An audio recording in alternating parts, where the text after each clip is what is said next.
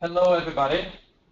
Um, we are very pleased to welcome you to Empower Women webinar. We'll talk today about what makes a great change maker. And we are very excited with this webinar. We have like a special guest today, Nancy Welsh from Ashoka. Nancy Welsh is the Global Director of Ashoka's Youth Ventry, an international non-profit whose mission is to cultivate an ecosystem that values and supports young people as change makers, responding quickly and effectively to social challenges with the freedom, confidence, and societal support to drive change. Nancy is an industry leader with corporate marketing and advertising experience with both Coca-Cola in the US and the Kellogg Company. She's a celebrated entrepreneur and has received various awards for her philanthropy. She is heralded for her innovative paradigm change, startup nonprofits, Builders of Hope, and holds the country's first United States process patent in green construction for her methods of building green affordable housing communities, all comprised of rescue relocated homes. Nancy is on the Enterprising Women Board, a mentor for the International Economic Empowerment for Women, and public speaker on the empowerment of women to bring about social change.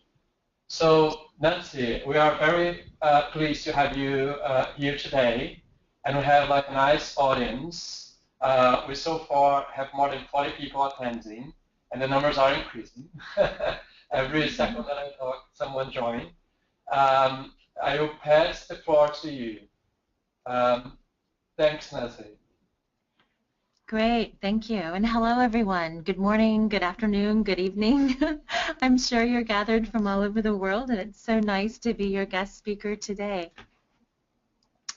I have, let's see, oops, there we go.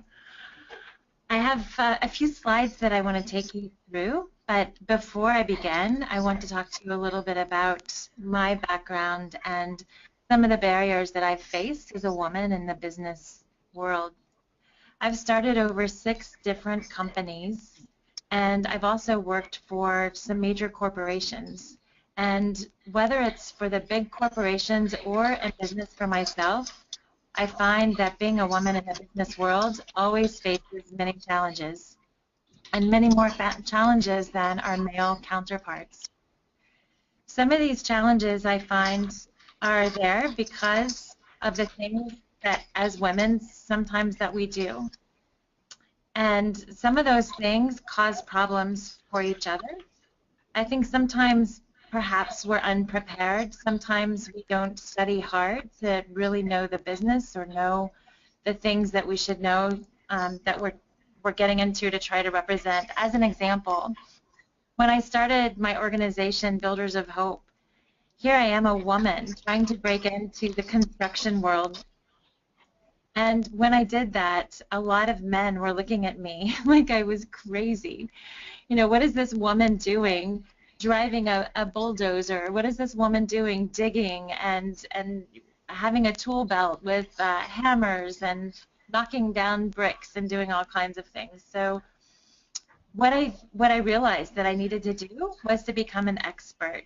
And instead of managing the company just straight out, I decided to work alongside all of the laborers so that I could understand every piece of the business. And my father taught me when I was young to not ever ask anyone to do something that I wasn't willing to do myself.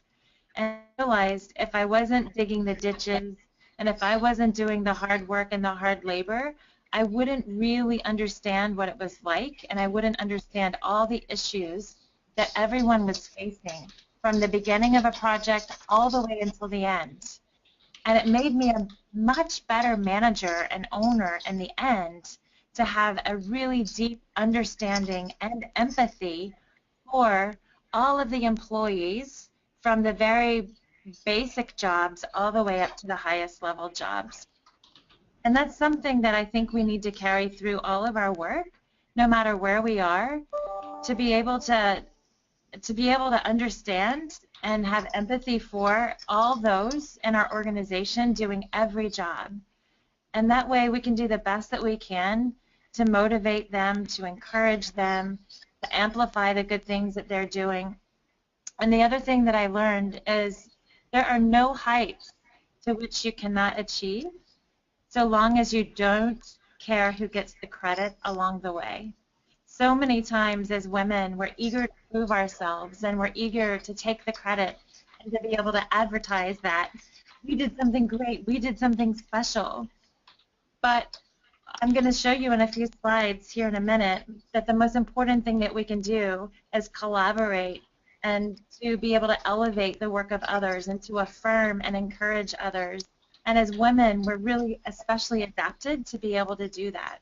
And in doing so, it will allow you to be a great leader.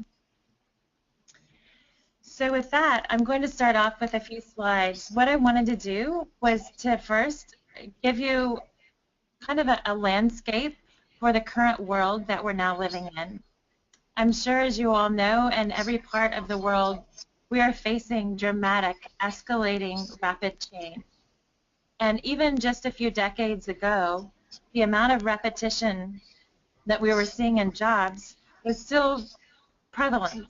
There were still many manufacturing jobs. There were still many things that now computers are doing. And I'm going to show you a few examples of that. Because what happens now is that we have to operate differently and we have to organize ourselves differently. And as managers and owners of organizations, or even just change makers in our own communities, we need to be aware of how the world is changing so that we can adapt. We need new mental maps. And what I mean by that is that we need to think about things differently. And each of these slides, I'll give you a little bit of a personal example. So when I started the affordable housing organization, Builders of Hope, many of you might be familiar with Habitat for Humanity or other organizations that come out and they build houses in a very normal way. They bring in workers and they start with a foundation, then they build the walls and put on the roof, and they finish the house. That doesn't necessarily work anymore, and sometimes it's too expensive to build that way. What I found out in the United States is that thousands and thousands of houses were being torn down and dumped into our landfills every single month. And I figured out a way to be able to rescue those houses from being torn down and physically move them. I lifted them up, I put wheels underneath the house, and I pulled the houses down the road. And I made a whole entirely new community on some vacant land of all the rescued houses. And these houses were donated to me because they were going to be torn down. And I came and I fixed them up. And not only did I fix them up with myself and a contractor, but I hired men from the prisons, and I hired men and some women from the homeless shelters who had no jobs, who were facing massive barriers to employment. I brought them in and I taught them the skills to be able to fix the houses up and to make them new again. And then we provided them at a very low cost so that teachers and police officers and social workers could all have a safe, beautiful, affordable place to live. And many of these houses had amenities that they would never be able to afford because the house already existed. It was already built, and I just moved it there and set it back up again. So when I say you need a new mental map, that means that you need to think outside of the box. And that means that you need to come up with ideas that haven't been thought of yet. You need to come up with new ways of doing things and a new way of thinking about things and addressing the problems with ideas that haven't yet been seen. And I love this Einstein quote. It says, "We cannot solve our problems today with the same thinking that we used when the problems were actually created." So things have changed so much that we just have to break out of that old way of thinking. I think there are many circumstances that each of you face in your own communities where people have been trying to solve the same problems with the same solutions for decades. But now's the time that we have to be able to think differently and completely outside of the box. There are 4 different skills that Ashoka talks about when we talk about change making. And as a change maker, we believe that empathy, leadership, teamwork, and change making, which is actually problem solving into action, are the 4 core skills that everyone needs in order to be a change maker. And as a change maker, if you can at least start with that foundation of empathy, then that gives you a platform with which to innovate and create for the good of all.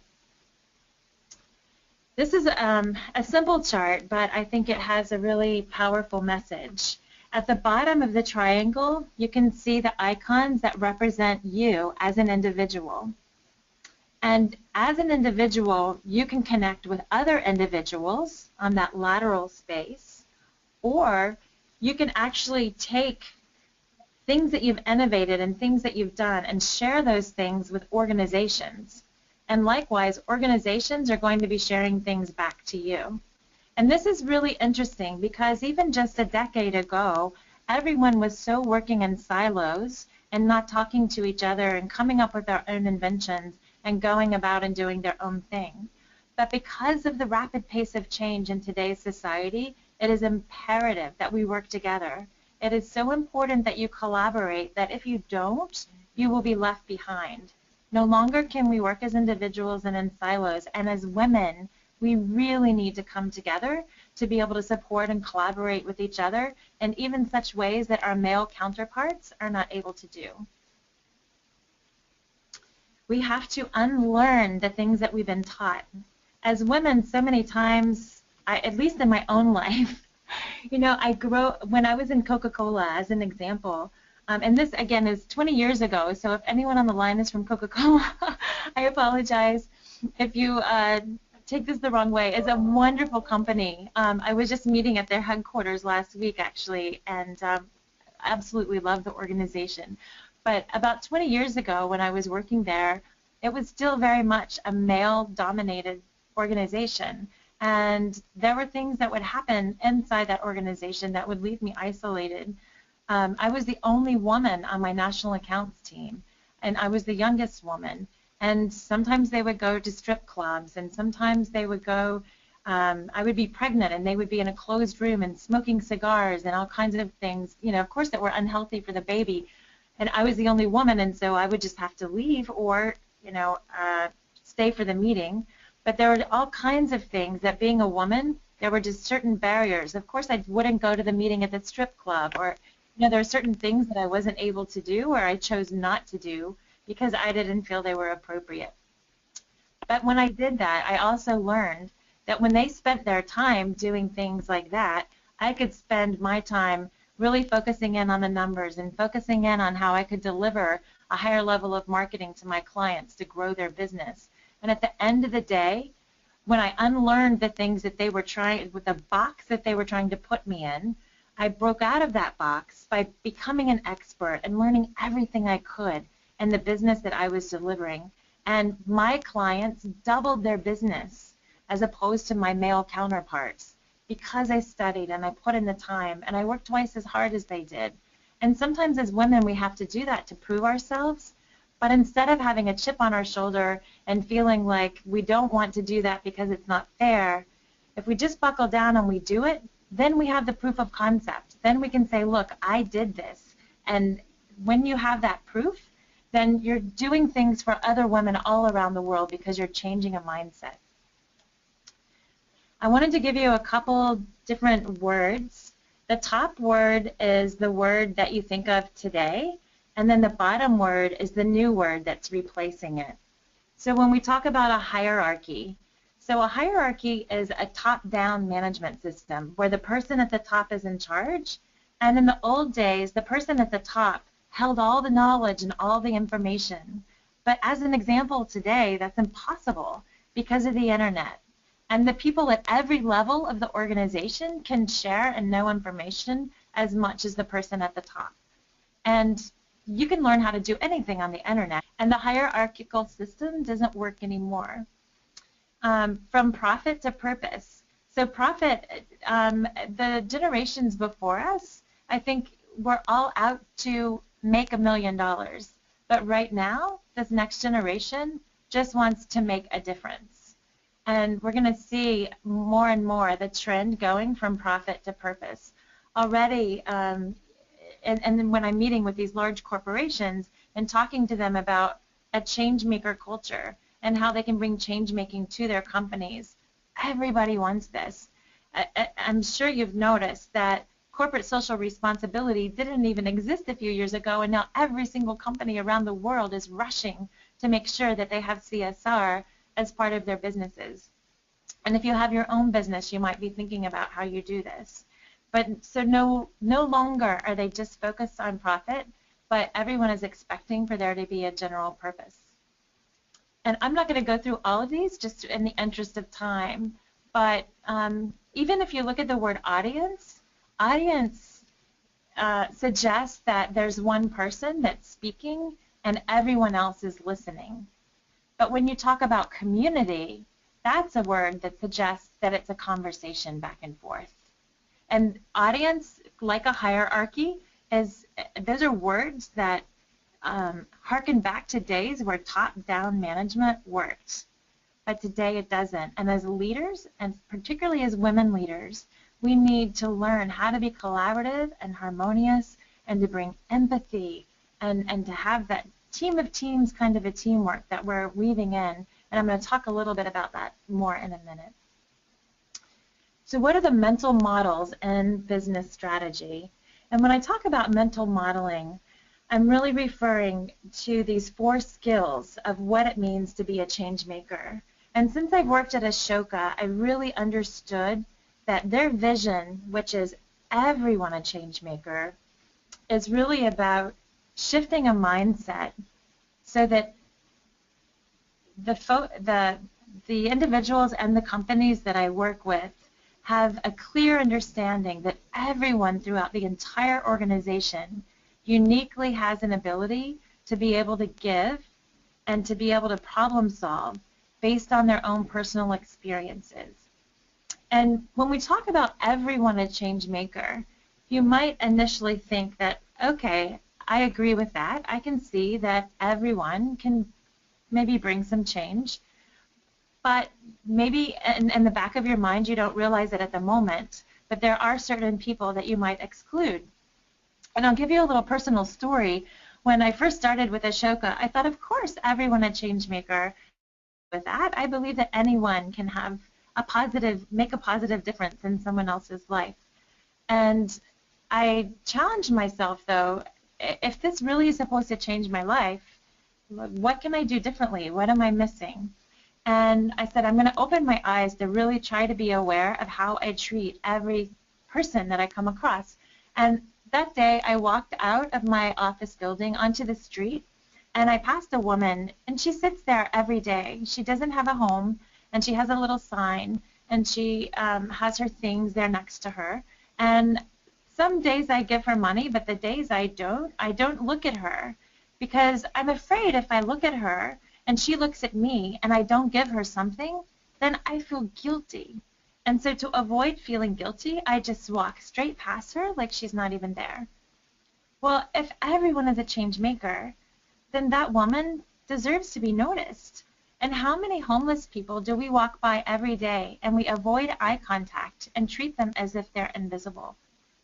Well, what I found out is that if I even look her in the eye and say hello and give her a warm, generous smile, that completely changes her entire day. I made an effort to find a homeless person, and they mentored me. I thought I understood the problem of homelessness, and I knew nothing about it. And when I befriended this person, I paid them to blog for me, and what I learned from them was amazing, amazing. And that this individual had the same desires and hopes and dreams for their children as I did for mine.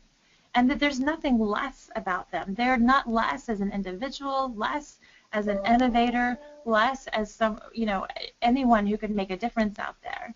And when I started meeting with them and having these conversations with them, it's not that they learned anything, but I learned so much. And it really opened my eyes that when we say everyone a change maker, there are people throughout the world and our lives that we hold at a different level from us, higher or lower. In India they have caste systems, and in the U.S. we have, class systems, and whether the color of your skin or how much money you have in your wallet, there are all these different barriers that we throw up for each other with prejudices and discrimination. But in the world of an everyone a change maker world, all of those things disappear. And when we're talking about mental models in business, the same thing holds true in business. You might have an administrative assistant, or you might have someone that comes in to clean your building, or you might have a president that's above you, or maybe even below you. Everybody in your organization, you have a mental idea about what that role should be and how that person should act. But what I'm telling you is, in this new environment, this new society with the rapid pace of change, the way that we operate, if it's founded in empathy, we can stand inside their shoes and understand from their background and their experiences and their personalities how to best equip them to be able to bring about the changes in the culture that your business needs. So through empathy, that's the number one thing to really understand, because when an employee, as an example, comes to work, or you show up for work every day, you're not just thinking about work. You're thinking about your family, you're thinking about bills, you might be thinking about putting food on the table that night, you might be thinking about a mother that's sick that you have to take care of. There's so many different things going through your mind. And if that is true for you, imagine how true that is for every single person that you work with and every person that you see in your community. And you can't always see or know what they're dealing with. And sometimes people respond to you in a certain way, and you take that as face value and you shoot back to them with something that may not be appropriate. But if you respond in empathy, and if you have understanding that there are a lot of things going on in everyone's life that you don't know about, then you're able, as a leader, right, as a problem solver, as a change maker, to be able to make a difference in every single person's life that comes across your path. I'm going to give you one more story, and then we'll flip to the next slide. So as part of my own exploration in becoming a change maker, after I had the opportunity to speak with a homeless person and to be able to find a mentor and to explore that, I realized when I was going to my grocery store that there was one man who was always there at the checkout. He worked there, and I decided that I would go and stand in his line every time I went to the grocery store. And instead of getting on my phone like I usually do and checking messages and texting, and I have 4 children, so something's always going on with one of them, I would put my phone away and I would speak to the man who was checking out my groceries. And I started conversations with him. I learned that he had a wife and he had 3 girls. And his wife was so sick that she had to quit her job. And that's why he was working so much at the grocery store, because he was trying to make ends meet. Well, I went there every single week, and I always stood in his line, and I got to know him more. And I found out that he loved to make cheesecakes. And my next dinner party, I actually had him make a cheesecake for me, and I paid him. It was the best cheesecake I've ever had in my life. And I had him make 3 more for another party. And then the women who all came to that party, they wanted the cheesecakes. And then I talked to him about how he could do some little flyers and some information to all the people who were coming to check out in his grocery line, to be able to tell them about his cheesecakes.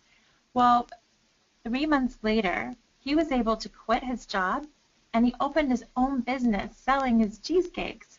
And his wife was able to work with him at home, as were his daughters. And I bumped into him at the grocery store about 6 months after. And his life had totally changed. But it wasn't anything that I did. I just had a conversation with him. I treated him like a human being. I brainstormed with him. I encouraged him. And he's the one who did everything. But just to say again, your life is so important, and how you have empathy for others and how you have conversations with others, unexpected people, you know, a homeless person, a person in the grocery store. Think of someone that normally you walk past and you don't pay any attention to at all. And start to challenge yourself to make a difference with every single relationship and every single person in your life. And when you do that in the world around you, then in your business and in your own organizations, it's going to be so much easier, and people are going to see the change in you. And it's going to be really, really impressive. I'm going to talk 2 examples of organizations that have completely thought outside of the box. I'm sure most of you have heard of Uber. Uber has challenged the transportation sector. In only 6 years, they have 8 million users, 160,000 drivers all over the world, 50 countries, 1 million rides per day. Right? So Uber completely turned the transportation sector upside down and put everyone in charge of their own drive. Right? So I can be at my house, and in 5 minutes, I can have a driver there. It's amazing. I've never known anything like this to happen so quickly, and then it's gone global, just like that, with a snap of your fingers. But because of the rapid pace of change today, because people are looking for different ways and different means to be able to accomplish their needs, because people also are looking for flexible jobs. For Uber, you can go and work 2 hours, then you can go to school for 4 hours, and then you can come back and work Uber for a few hours. It's extremely flexible. The next example that I have is Airbnb. Completely turned the hotel industry upside down. I was speaking with it was a Hilton that I was in not long ago, and they were saying that their business is down a lot.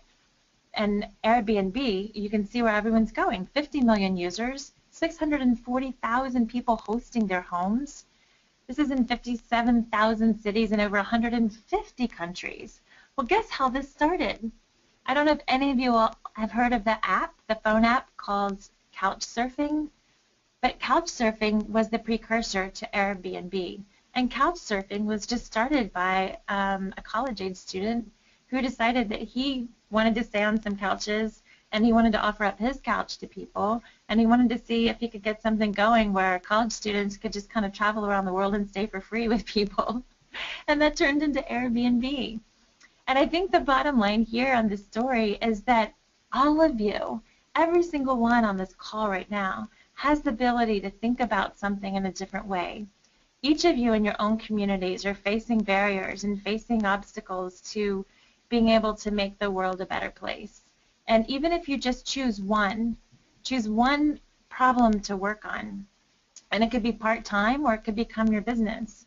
But sometimes we get carried away with thinking big right away, and Airbnb and Uber are examples that have gone big, but they started out very small, and they started from a place of empathy, and they started from a place of authenticity.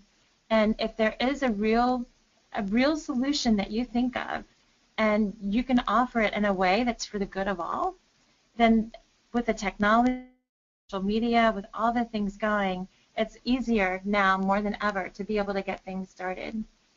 So my advice to you is to find your passion, and then identify opportunities that allow you to make a difference in your local community. Start small, think small, work through the details of practical implementation of your idea first. And once you work through those details and you work out all the problems and the issues, you'll be able to perfect any model that you choose and perfect it locally. And then once you have a solid foundation, you'll be able to think about replication. A lot of times I'm asked from people where they can look for inspiration.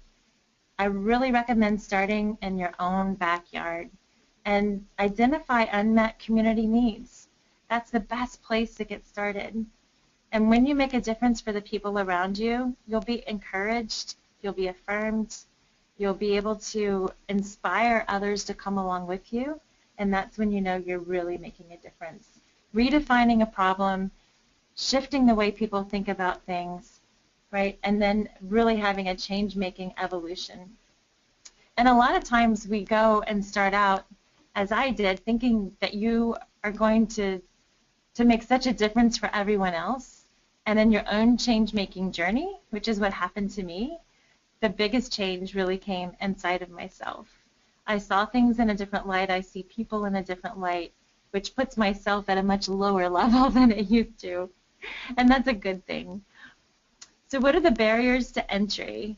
I feel like as women, we face a lot of really unique barriers, some because of our gender, some because we have other weaknesses that we need to overcome. My weakness when I started in the construction industry was that I really didn't know much about construction. And you might say, well, why in the world did you get into it? And I came by it as a circuitous route, and I won't spend too much time on that since I don't want to get, we only have a few minutes, and I want to leave time for questions.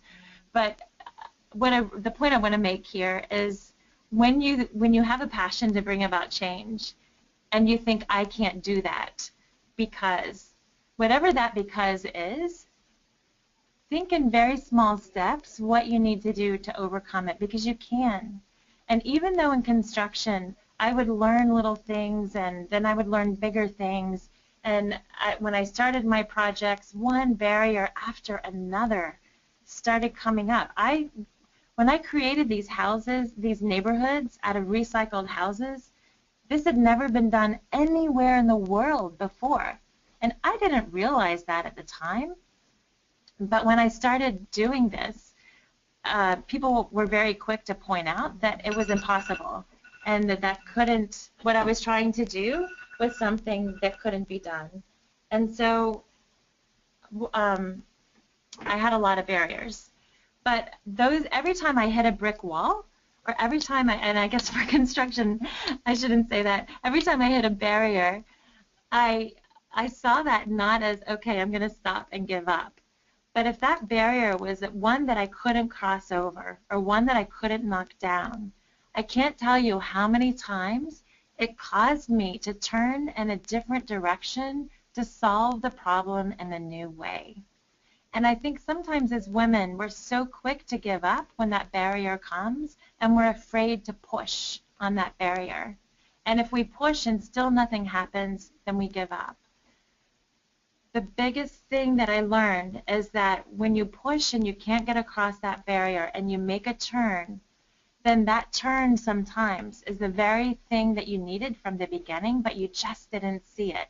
And so the barrier really was an opportunity. And that opportunity was to turn in a new direction and to look at things in a different light and to be able to try something new that you never would have thought about before if that barrier hadn't have been there.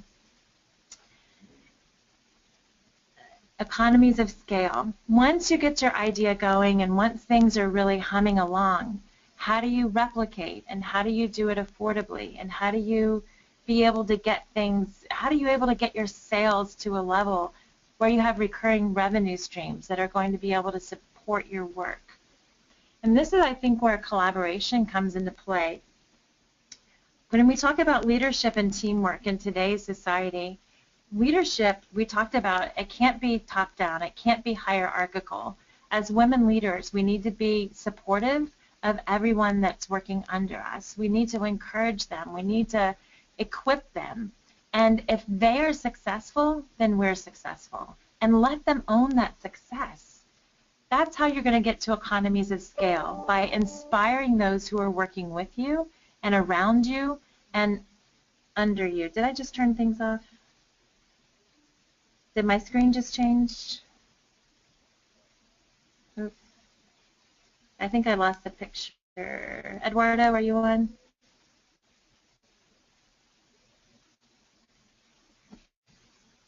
Yes, you are in, but your screen changed. The screen changed. Yes. Sorry, I'm not I hit Maybe to if mute you, something and it. maybe if you click on PDF in your Oh, browser. you see that? Yes. Okay, great. Sorry for that. No problem. Yep. So when so many times we feel like as women, we really, to be in charge, we need to demonstrate that we have power. And that doesn't work anymore. To be able to demonstrate our leadership, we need to do that by empowering the people who are working with us and around us and even under us. But that's how you get teamwork going. And when you get teamwork going and inspire leaders on those teams, and you have to trust them to be able to do their job as well or even better than you could do it yourself. You can only trust them when they're equipped. So you have to equip them, and then you have to let them lead. And it's really hard sometimes to let go. But if you're going to get to the economies of scale that you need, this is a lesson that you really have to practice. So how do you inspire those teams? How do you collaborate and select the right partners? And then really be able to let them lead, equipping them with the tools they need, the support they need, the reassurance and affirmation that they need. And really leading strongly with a very clear vision, and that's the glue that holds everything together. And then the basic piece of the pyramid is empathy, and that will really, if empathy is there, then that change making, which is problem solving to make a difference, not problem solving to make $1 million. You know, we need to keep things running smoothly, and we need to have the recurring revenue streams to have a sustainable business or a sustainable initiative. But really the change-making piece, it needs to come from inside you. It needs to be personal. It needs to be your way of life. And once you've shifted your mindset to be able to think that way, it will change everything that you do. And the economies of scale will be so much easier when you're working in a collaborative group with empathy as that foundation. So these are the four, the key enablers that we just talked about. And I'm just going to leave them up here and not go through them so I can leave time for questions. And that's the last slide. Great. Thanks a lot, Nancy. I think it was very inspiring. Before we go to questions and answers, and I think my people are starting already to pose their questions. That's great. I'd like to thank you a lot, our champions. They have been change makers in our community. I'm talking about the current champions that we have. And this webinar marks the end of a cycle for them. It was 6 months that they have dedicated to empower women, and they have made great difference in their communities. And I think we are aligned with what you just said about the future, right? We are talking here about a community that is co-creating the future for women's economic empowerment. So they do have like a single and a similar and shared purpose. And they work in networks. So we saw like many champions working harder to make a difference to their communities and the global communities as well. So I also like to thank you them all because it has been like an incredible 6 months, and they have been like incredible people. I also like to welcome the prospect champions that are in the call as well. So we have so many prospective champions applying this round. So we have more than 600 people applying. And some of them are attending the call as well. And your webinar and your words and your points during the presentation will make clear to them how important it is and what is kind of the steps that they can take to make change. And thinking about this perspective that it's small things that you can do make us all feel like more comfortable doing the little bits that we are doing to make and to advance women's economic empowerment across the world. So it's interesting that your words resonate with what we are doing. And also, you can open up the invitation to more people to join us, and they are also here, and they potentially are the champions of tomorrow of Empower Women, or they are at least our members, our next members. So I'm really pleased with the presentation, really pleased to have them all on board, and I will open the floor for questions, and Nancy will be happy to answer your questions. I do have a few here to start, Nancy. So we can start with Teresa. Teresa is asking, does empathy comes spontaneously, or is it a gradual process, something that you learn as you go? That's a great question. And I'll give you an example of one of the schools that we worked with where we have an initiative here at Ashoka of every child must master empathy. And one of the teachers came around and she said, how do I empathy to the children? She said, shall I take them all to the orphanage for a field trip? And I said, well, if you take the children on a field trip to the orphanage, they're likely to feel sorry for those children, but that's not really empathy. And empathy is understanding the struggles of those around you in a very authentic way. And I'll give you one other instance. I have a 16-year-old son. He's my youngest. And with all the social media that's happening right now, he came to me and he said, Mom, I'm really lonely. And I said, what do you mean lonely? He's on the football team and he's involved in and he said, I'm constantly putting this branded image of myself out there on Facebook, on Twitter, on Instagram. It's my best day, my best shirt, my best trip, my best vacation. Everything's the best of the best, and I can't live up to that. And so I'm trying to help him understand empathy. And we call it cognitive empathy. It's not just a feeling. It's really understanding in your head what is it that other people are dealing with. And when I talk to him about the fact that other people are also dealing with this exact same thing, then that is empathy. When you have an understanding, a deep understanding about the way you feel, and you're able to understand the deep way that other people might feel about something. And in this case, he was lonely. So many other people are lonely. The suicide rate of young people is skyrocketing. As a matter of fact, even just a month after we had this conversation, one of the young men on his football team committed suicide. So empathy isn't just about a feeling, because a feeling doesn't do anything. And empathy is about changing the way you think and the way you act based on these elements of understanding that you have. So if you understand someone's lonely, if you understand someone is hurt, or if you understand that there's a problem, like what is it that you can do about that? Yep, so the final answer would be, it's something that I feel like I think it's innate inside of all of us, but you need to practice it. Because empathy, part of empathy is problem solving in a way that's for the good of all. So how do you act and how do you conduct yourself and how do you encourage others around you to be able to connect in a way that offers a deeper understanding of each other? And that's working from a place of empathy. Hopefully that makes sense. Thanks, Nancy. We do have another question.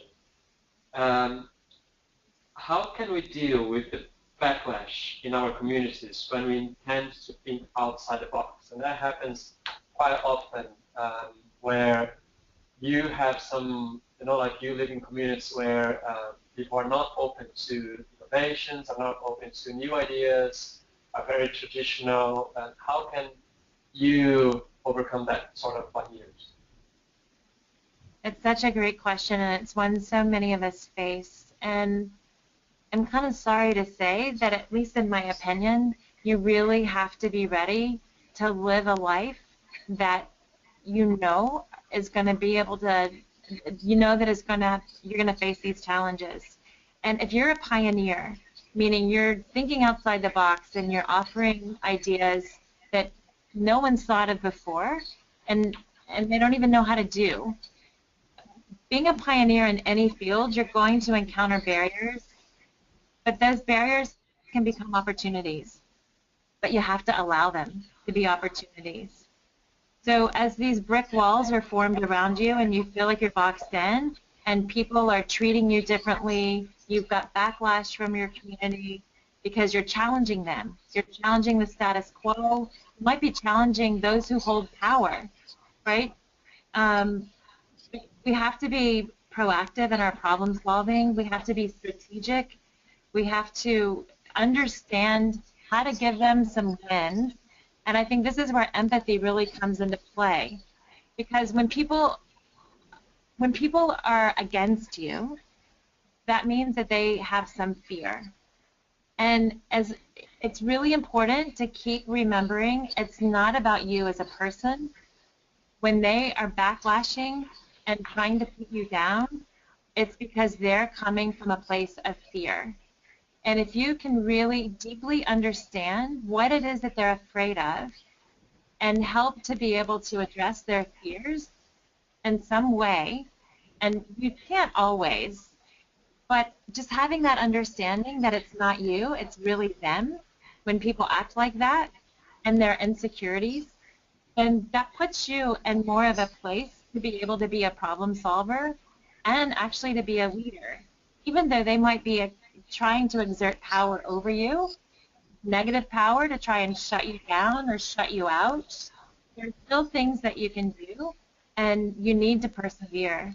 And every time you hit one of those walls, use that as an opportunity to rethink what you're doing and how you're doing it, and see if there's another way that it can be done that you didn't even think of yet, in a way that might be able to somehow endear the people that are against you to your cause. And that's a huge challenge, and you might think it's impossible, but you'll surprise yourself if you don't keep trying over and over and over to do it the same way when people are against it. Think of little things that you can change that might give them a small win, that might still allow you to be able to accomplish the same thing. But I can tell you, when I started this crazy idea, people were laughing at me. People were making fun of me. People said I was crazy. I didn't know what I was doing. You know, a woman in construction, you can imagine, none of the men respected my opinion. So I had to do things small. I had to start smaller than I wanted to. And you have little successes. And once you have a proof of concept, once they see, wow, that really worked. Wow, you really made a difference. Then once you have that proof of concept, then you can start sharing that, and you will find champions. And those champions might be in unlikely places, and they might be champions that you originally didn't want. But again, look at your barriers as opportunities and find those champions where you can, and take your small successes, and then those champions can help you to replicate. You will move through the early stages of persecution and barriers if you persevere, but you have to have a thick skin. And just remember, 9 times out of 10, when someone is coming up against you, it's not anything to do with you personally. It's coming out of their own fear and their own insecurities. Great. One question Fasiha is asking is, what if we fail with our idea? I'm sorry, can you repeat that? What if we fail with our first idea? What should we do? I think failure is probably the most brilliant thing that will happen to you. Because when you fail, you know what doesn't work, right? If you don't fail, then you might keep trying something that's not working and push so hard. But when you fail, you actually learn far more than when you succeed. And those failures are really important to embrace. And those failures are also important to continue to shape your idea. So when you're working small enough and you're working with a small enough environment to be able to experience failure, shouldn't be so debilitating that you can't pick yourself up and start again. I have a plaque that I keep in my room, And I'm going to read you a couple things. Sorry, I just had to get it. I'm only going to read you 3. This talks about failure.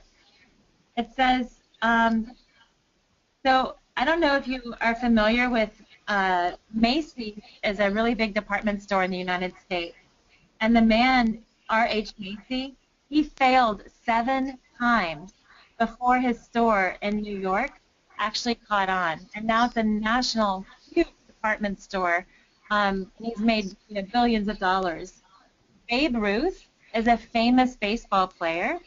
Babe Ruth, he struck out 1,330 times. But he hit 714 home runs. So you can see he struck out almost twice as many times as he hit home runs. Right? So don't worry about failure. Just worry about the chances that you miss if you don't even try. Good. We do have another questions, and that relates to men. Are men empowered enough to create that empathy and put themselves in women's shoes?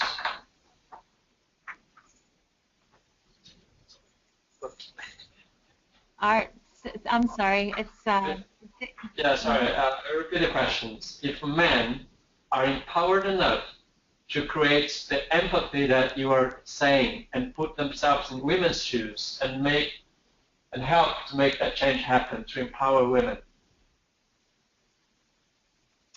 So how do we do that? Is that the question? If yeah, how we do that? How we can engage more men? How we can make them be part of the change and shift their minds as well? Yeah, I think that the important thing that we can do is if we practice empathy ourselves, then we become role models. And being those role models, they can see the success that we have around us in practicing empathy. And if you take, even if it's just one male counterpart that you work with, and bring him along in a journey and conversations around empathy and how empathy in your leadership and empathy in your teamwork makes a difference. And if you can show him some concrete examples of where that happens, I think, as women, we need to write about this. We need to have articles about this. We need to continue to demonstrate it again and again. And it needs to not be seen as a weakness. And I think that's a big problem, is sometimes people think, oh, if you have empathy, you're a bleeding heart, or you can't be tough, or you can't get the job done.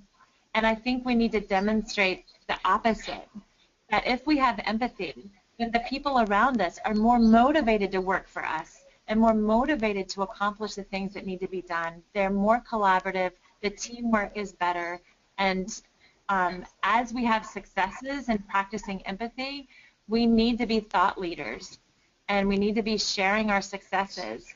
And I think having one-on-one conversations, and whether it's a lunch meeting or having coffee once a month, we do need to find our male counterparts that are in high positions, that we can start having these conversations with them so they can see the impact in our work.